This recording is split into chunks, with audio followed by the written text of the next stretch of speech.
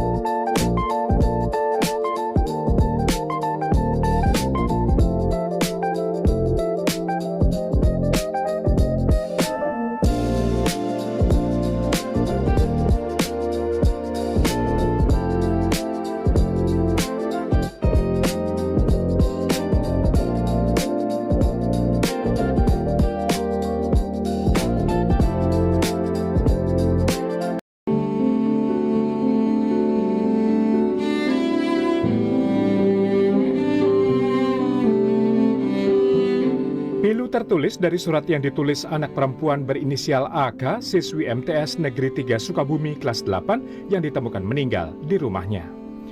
Dalam tulisan tangannya, AK mengaku dibuat sakit oleh perkataan rekan-rekan di kelasnya. AK mengaku lelah. Meski terluka, hati besar AK terlihat dari suratnya. AK menulis dirinya tetap memaafkan teman-teman sekelasnya meski ia terluka. Di akhir surat, ia juga meminta maaf kepada teman-temannya hingga mengungkap rasa sayang kepada kedua orang tuanya.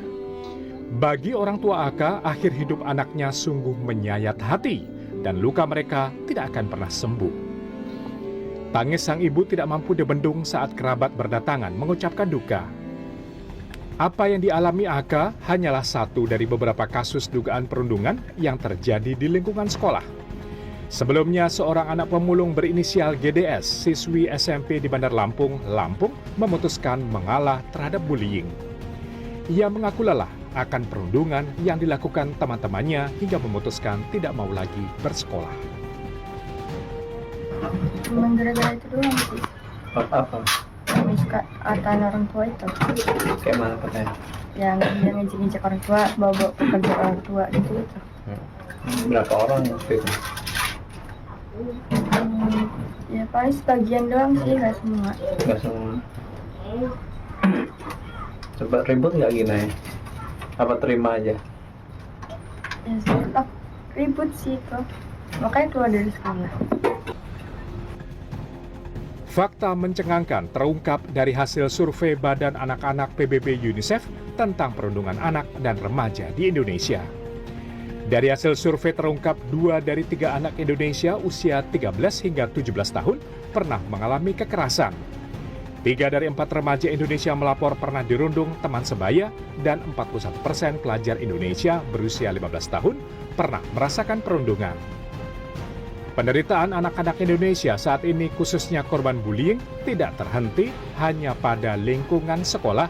Di kehidupan sehari-hari mereka pun tertekan dengan aksi perundungan di dunia maya. Data UNICEF juga menyebut 2.777 anak dan remaja di Indonesia mengaku pernah dirundung secara daring. Ironisnya, 49% korban perundungan di media sosial adalah anak perempuan. Bicara soal perundungan yang terjadi di dunia anak-anak dan remaja, psikolog klinis anak, remaja, dan keluarga Roslina Ferauli menyebut perundungan tidak lepas dari kegagalan lingkungan menumbuhkan anak-anak Indonesia yang ramah. Vera menyebut baik pelaku dan korban perundungan adalah bagian dari kegagalan ini. Pelaku bullying juga sebetulnya adalah korban dari sistem di keluarga dan lingkungannya, dan si korban perundungan ini pun sebetulnya apalagi gitu kan ya.